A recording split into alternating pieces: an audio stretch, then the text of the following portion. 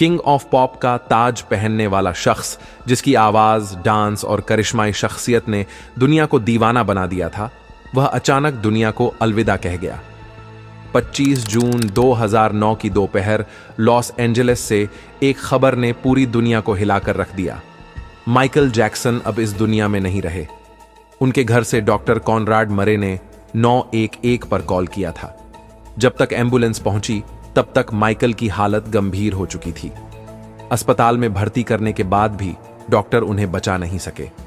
पर क्या यह बस एक मेडिकल लापरवाही का मामला था, या फिर इसके पीछे छिपा था कोई बड़ा षड्यंत्र?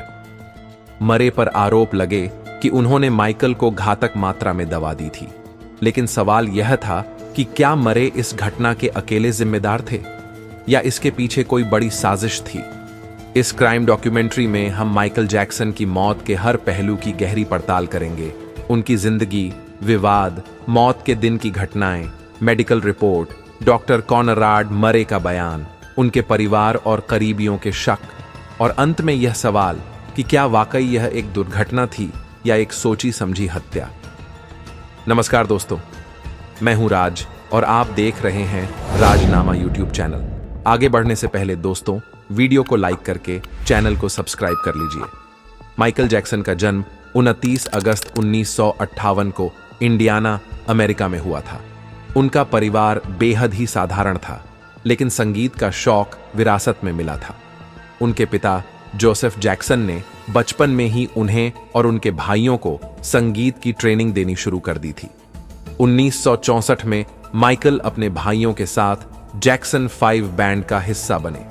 अद्भुत आवाज ने उन्हें महज 6 साल की उम्र में ही स्टार बना दिया। जल्द ही जैक्सन ब्रदर्स ने दुनिया भर में धूम मचा दी, लेकिन असली स्टारडम माइकल को 1982 में एल्बम थ्रिलर के साथ मिला। यह एल्बम इतिहास का सबसे ज्यादा बिकने वाला एल्बम बना। बिली जीन, बीट इट और थ्रिलर जैसे गाने घर घर में गूंजने लगे। माइकल का signature dance move moon walk पूरी दुनिया में ट्रेंड बन गया। पर स्टारडम के पीछे छिपे थे गहरे राज। माइकल की निजी जिंदगी विवादों में रही। बाल यौन शोषण के आरोप लगे। दवाइयों पर उनकी निर्भरता बढ़ती गई। मीडिया ने उन्हें सनकी और अजीबोगरीब व्यक्तित्व वाला शख्स बना दिया। 2009 में माइकल ने एक बार फिर वापसी करने का फैसला किया। उन्होंने यह इस ईट नाम से एक कॉन्सर्ट की घोषणा की, जिसके लिए 50 शो होने थे। यह उनका कमबैक शो था, जिसे देखने के लिए फैंस बेताब थे। लेकिन रिहर्सल के दौरान ही माइकल की सेहत लगातार गिर रही थी। माइकल बेहद ही कमजोर हो चुके थे। रिहर्सल के दौरान कई बार लड़खड़ा जाते थे। उनके करीबी बताते हैं कि वे बहुत तनाव में जीवन जी रहे थे। उनके शरीर पर कई सुई के निशान पाए गए थे, जो इस बात का संकेत था कि वे भारी मात्रा में दवाइयों का सेवन कर रहे थे। 24 जून 2009 को माइकल ने आखिरी बार रिहर्सल किया। उस दिन वे बेहद थके हुए और कमजोर लग रहे थे, लेकिन मंच पर आते ही वे हमेशा की तरह जोशीले और ऊर्जावान दिखे। उनके साथी कलाकारों ने बताया कि उन्हें यकीन नहीं हुआ कि माइकल की हालत इतनी खराब थी। लेकिन उस रात के बाद माइकल कभी स्टेज पर नहीं लौटे। 24 जून माइकल अपनी रिहर्सल से लौटे तो वे बहुत थके हुए थे और सोना चाहते थे। उनके डॉक्टर कॉनराड मरे ने उन्हें सुलाने के लिए प्रोपोफोल नामक दवा का इंजेक्शन दिया। यह दवा आमतौर पर सर्जरी के दौरान दी जाती है और इसका उपयोग घर पर नहीं किया जाना चाहिए। 25 जून की सुबह 10:40 में डॉक्टर मरे माइकल के कमरे में पहुंचे। माइकल सो रहे थे, लेकिन उनकी सांसें धीमी हो रही थीं। डॉक्टर ने उन्हें होश में लाने की बहुत कोशिश की, लेकिन कोई प्रतिक्रिया नहीं मिली। 11:51 पर डॉक्टर मरे ने 911 पर कॉल किया। एम्बुलेंस आई और माइकल को UCLA अस्पताल ले जाया गया। 2:26 पर डॉक्टरों ने माइकल को मृत घोषित कर दिया। माइकल जैक्सन की मौत की खबर ने पूरी दुनिया को झकझोर कर रख दिया। उनके फैंस गम में डूब गए। हॉलीवुड से लेकर बॉलीवुड तक हर कोई उनके निधन पर शोक व्यक्त कर रहा था। उनकी मौत को लेकर अलग अलग अफवाहें उड़ने लगीं।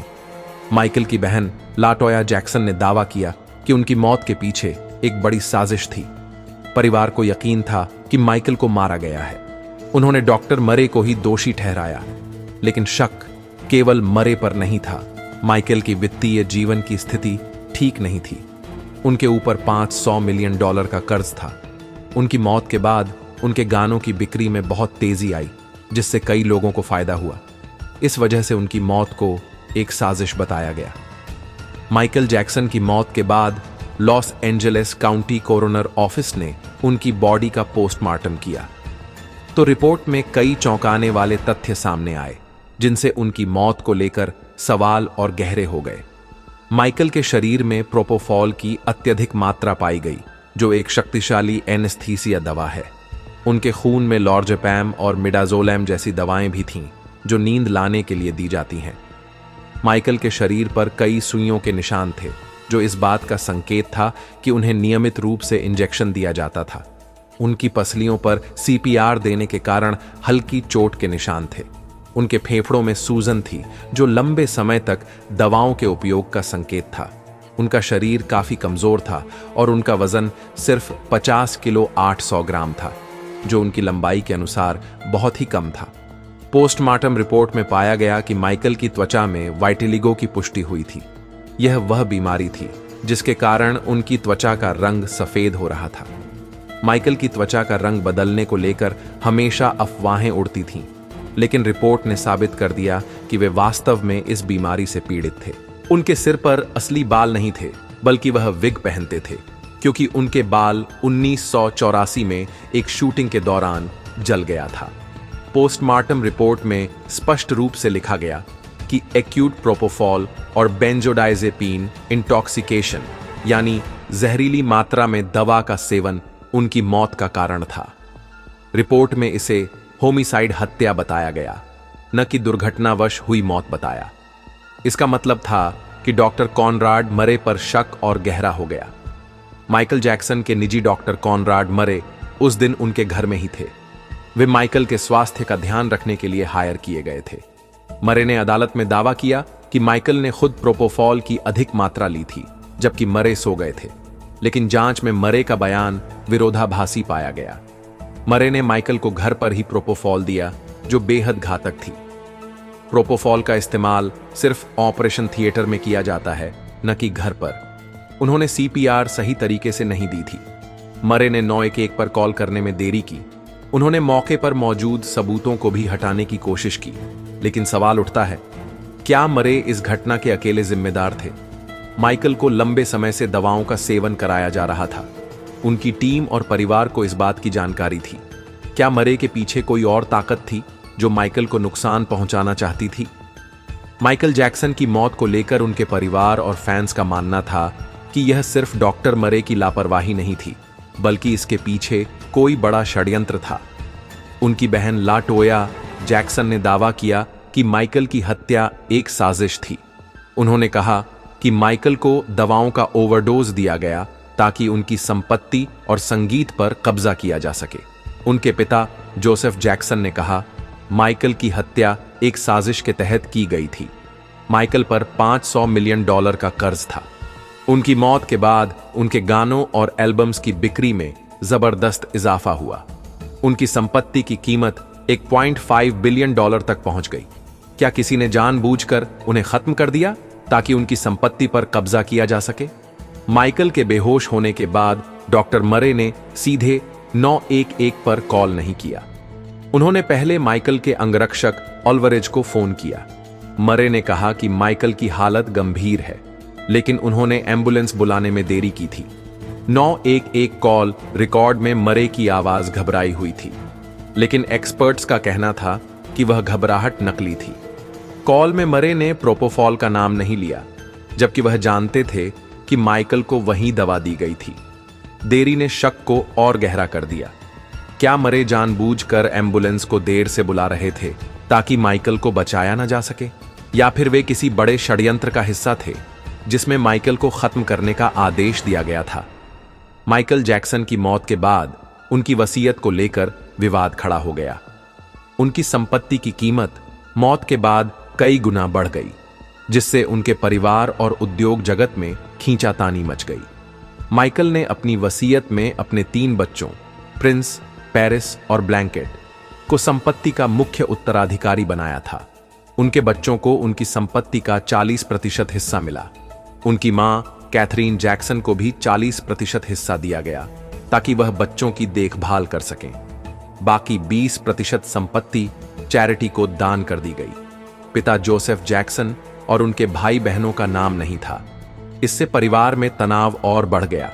उनकी बहन लाटोया और भाई जेरमैन जैक्सन ने आरोप लगाया कि वसीयत फर्जी थी। उनका दावा था कि माइकल की हत्या एक साजिश थी ताकि उनकी संपत्ति पर कब्जा किया जा सके। वसीयत पर माइकल का हस्ताक्षर 7 जुलाई 2002 का था, लेकिन उस दिन माइकल न्यूयॉर्क में थे, जबकि वसीयत लॉस एंजेलिस में तैयार की गई थी। इसने वसीयत की वैधता पर सवाल खड़े कर दिए। क्या किसी ने उनकी वसीयत को बदलकर संपत्ति हथियाने की साजिश रची थी? क्या माइकल जैक्सन को उनकी सफलता के लिए मारा गया? माइकल जैक्सन ने मरने से कुछ महीने पहले संगीत उद्योग के खिलाफ एक बड़ा आरोप लगाया था।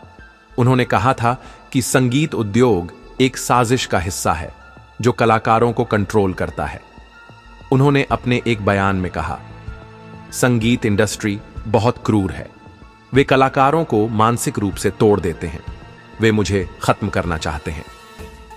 माइकल ने अपने एक लाइव इंटरव्यू में कहा था कि म्यूजिक इंडस्ट्री उनके खिलाफ षड्यंत्र रच रही है। उन्होंने अपने रिकॉर्ड लेबल सोनी म्यूजिक पर आरोप लगाया कि कंपनी उनके साथ अनुचित व्यवहार कर रही थी। माइकल ने सोनी के चेयरमैन टॉमी मोटोल्ला को शैतान कहा था। उन्होंने आरोप लगाया कि मोटोल्ला ने उनकी म्यूजिक डील को जानबूझकर फेल करवाने की कोशिश की थी।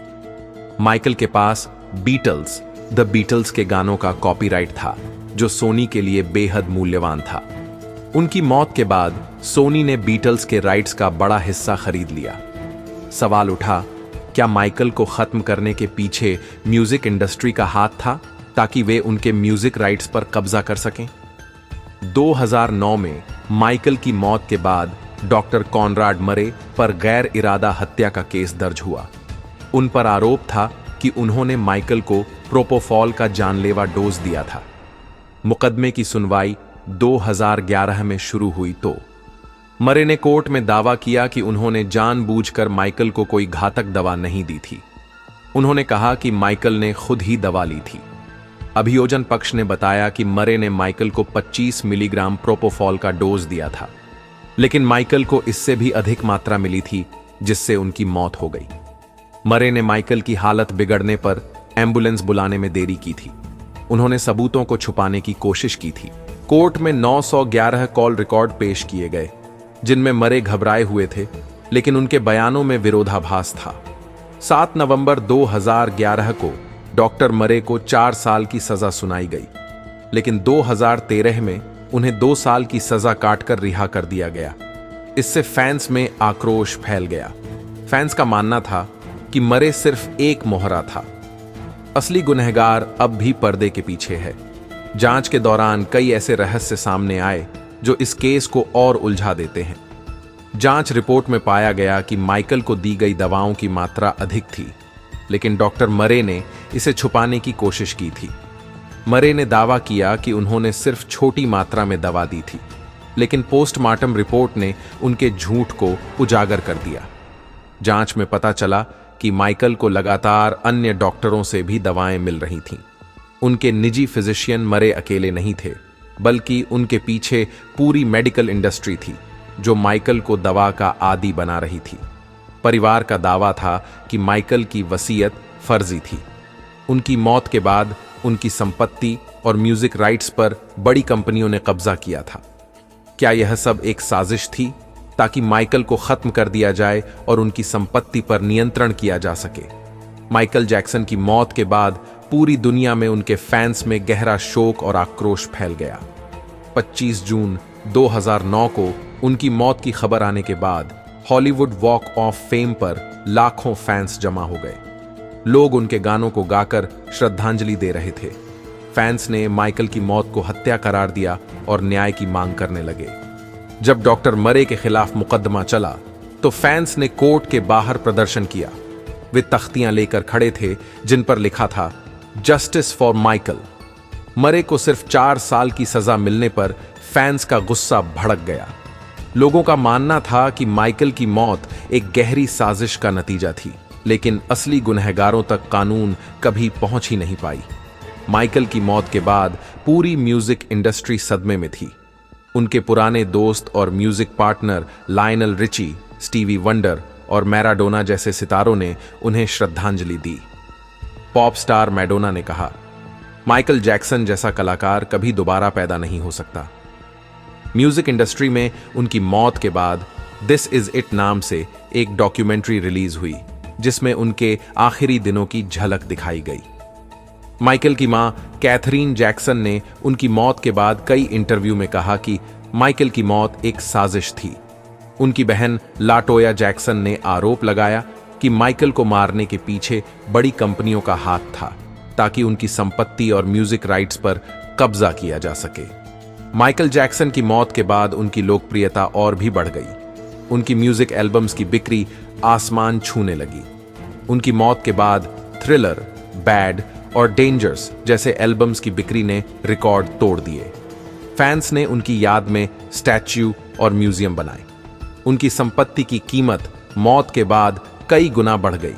2010 में उनकी संपत्ति का मूल्य $1 बिलियन हो गया। उनकी मौत के बाद भी उनके गाने और ब्रांड्स से हर साल करोड़ों की कमाई होती है। उनकी आवाज और डांस स्टाइल को आज भी नए कलाकार फॉलो करते हैं। उनके मूनवॉक को हर कलाकार कॉपी करने की कोशिश करता है, लेकिन माइकल जैसा जादू कोई नहीं दोहरा पाया। उनके गाने बिली जीन, बीट इट और स्मूथ क्रिमिनल आज भी दुनिया भर में गूंजते हैं।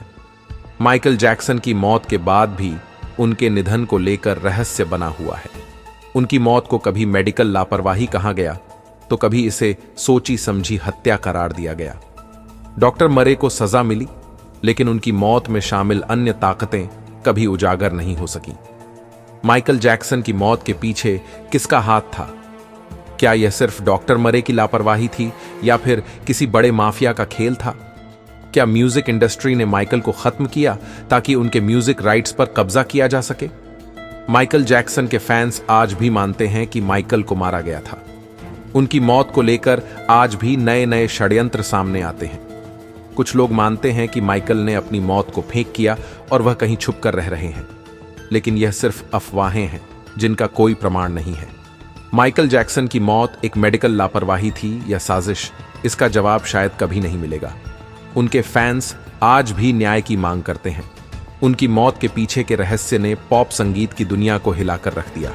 लेकिन एक बात साफ है कि माइकल जैक्सन सिर्फ एक कलाकार नहीं थे, वह एक युग थे जो कभी खत्म नहीं होगा। उनकी म्यूजिक, डांस और स्टाइल आने वाली पीढ़ियों के लिए हमेशा प्रेरणा बने रहेंगे। माइकल जैक्सन जिंदा रहते हुए भी महान और मरकर भी अमर है। दोस्तों, आपको क्या लगता है? हमें कमेंट बॉक्स में जरूर बताइएगा। आपको ये क्राइम डॉक्यूमेंट्री पसंद आई हो तो वीडियो को लाइक करके चैनल को सब्सक्राइब कर लीजिए। फिर मिलते हैं एक और दिल दहला देने वाली नई कहानी के साथ। तब तक के लिए हमें विदा दीजिए। जय हिंद।